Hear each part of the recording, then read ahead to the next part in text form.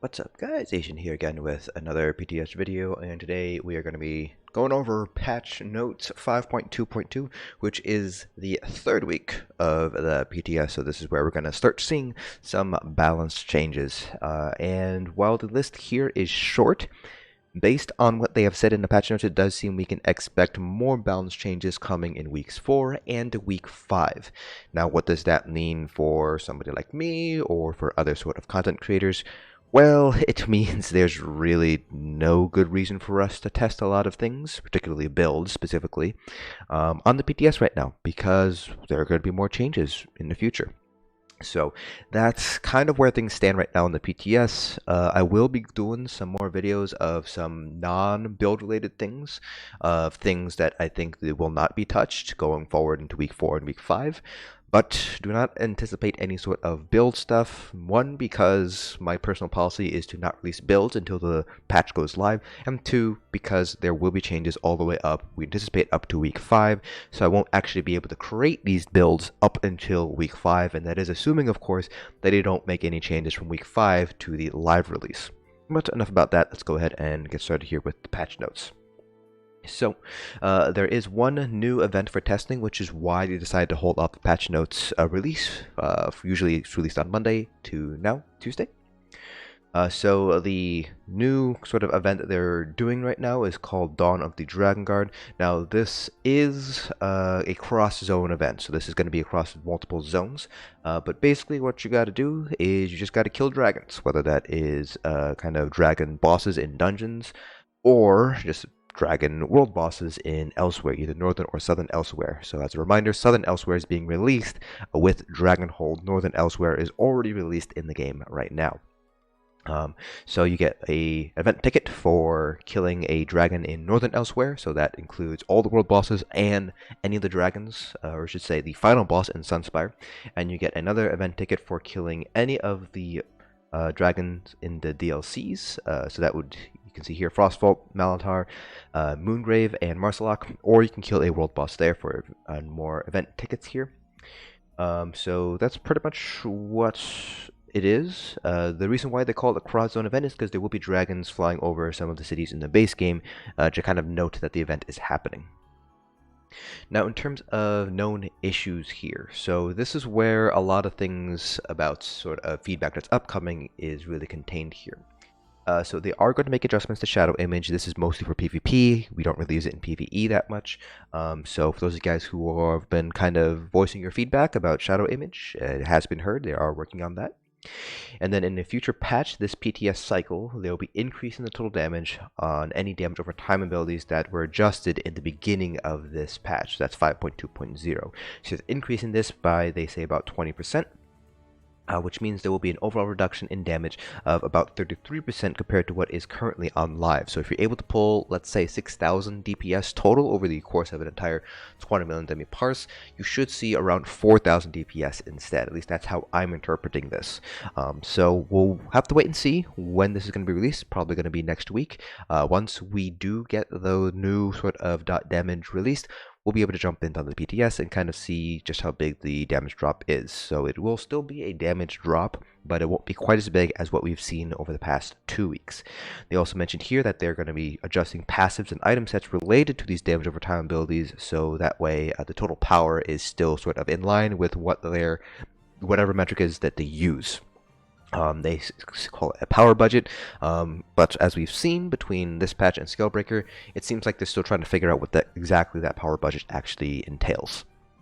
They did say that they're going to improve upon, or I should say reduce, Dive's range requirements. So Dive, which is the first ability on the Animal's Companion line for Wardens, has been changed, so it does apply off balance. So they are adjusting that a little bit, so that way you're able to activate the off balance proc more, I guess, more consistently. And that's going to be coming in a future patch, and then they didn't really specify whether this future patch would be during this PTS cycle or a future patch like next DLC.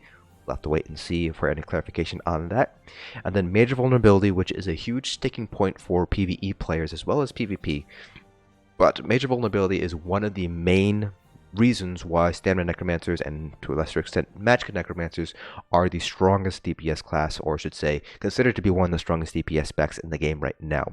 It's a very powerful debuff, and while it has been nerfed in Dragonhold, it's still a very strong debuff, and it's still likely that we're going to see pretty much all Stamina Necromancer groups for those guilds that are pushing for scores and pushing for speed runs and other achievements. But with this particular note here, they did say that they are going to adjust Major Vulnerability to ensure that it's still powerful, but cannot be stacked to the point where you want only Necromancer DPS. So that is good, but it remains to be seen how they're going to adjust it.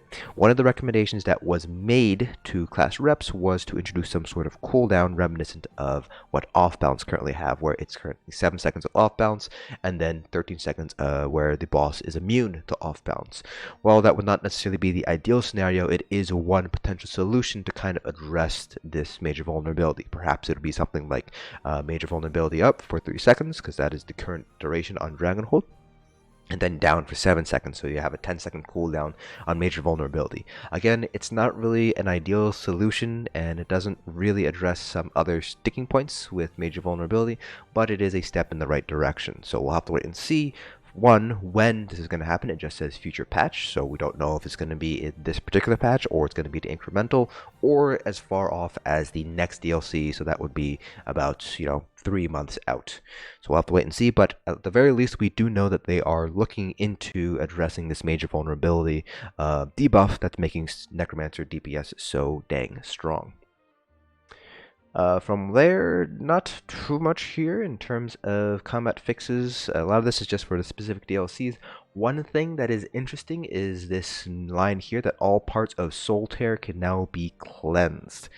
To give you an idea of why this is fairly impactful, is Soul Tear is an ability that is used by the final boss in the Sunspire trial, and it is actually called Soul Tear. So if we can purge this on the final boss in Sunspire, then obviously that makes that mechanic very easy to bypass.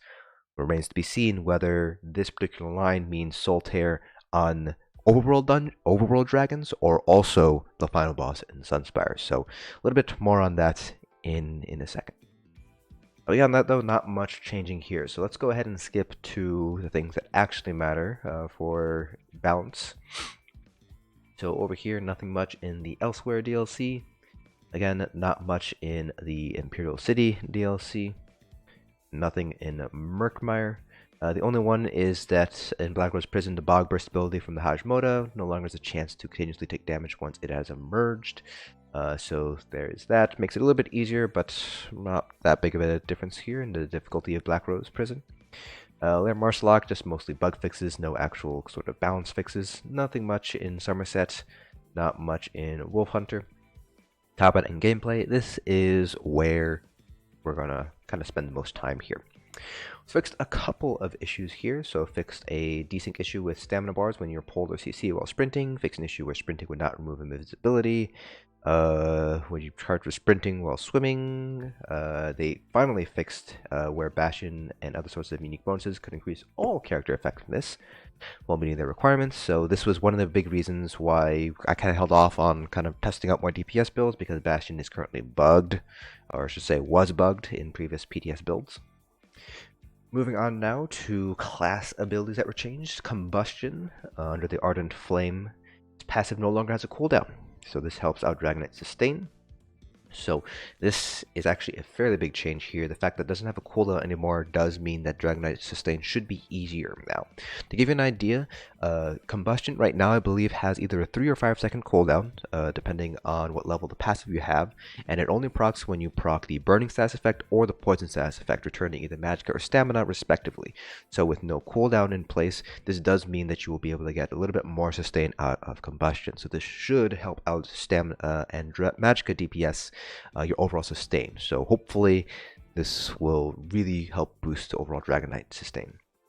Engulfing Flames, the bonus flame damage modifier. So again, Engulfing Flames is the ability that places a debuff on whenever it hits, allowing them to take more flame damage. This was changed in Dragonhold, so it scales 1% off of every 333 spell damage that you have. This has now been changed to use both spell damage and max Magicka. So it gives you a little bit more flexibility. So you might be able to get upwards maybe 6-7% on tanks now, depending on how it scales off of Max Magicka. That's pretty good. It still is capped at 10% though, so we'll see whether or not this makes a difference in Magicka Dragonknight DPS, whether or not they'll be needed or not. Then they fixed a couple of an issue with Searing Heat, and they also increased the damage bonus to 33% in order to help distinguish that DK damage over time abilities should be stronger than other damage over time abilities. So this is something that has been asked a lot on the official forums, on Reddit, on Discords, that Dragoknights are the dot class. Pretty much their Magicka DPS, Stem DPS, they all rely on a lot of class dots. So this was something that sort of was asked for. Differentiate these dots, please. Under the Earth and Heart line, they did adjust Stonefist, and they are going to do another pass in a future update. Again, it doesn't really state whether there's going to be this PTS patch or going to be a future PTS cycle, so we'll have to wait and see on this. They reduced the maximum stacks required to stun a target to 3 from 5, so you can stun faster now. They increased the damage taken per stack of stagger to 45. In order to kind of offset the adjustment to number of stacks. This does end up being a little bit stronger. So the previous 5 stacks of 25 would be an additional 125 damage. 3 stacks of 45 jumps it up to 135 damage. So a little bit of a buff, very small. And those guys who are not aware, this damage taken does seem to be applied as a debuff on whatever it is you're hitting. So in theory, it should affect damage from all other sources, so not just all of your abilities, but also your allies' abilities as well. So this should potentially make stam DKs pretty dang strong. Again, the existence of major vulnerability does mean that stamina necromancers are probably going to end up being the best class for DPS, but this does kind of raise an idea of maybe including a stam DK in the group in order to get the additional damage taken debuff. They did reduce the duration of the stacks to 5 seconds, down from 10 seconds per application. So that basically means that you will need to cast Stonefist every 5 seconds as opposed to every 10 seconds.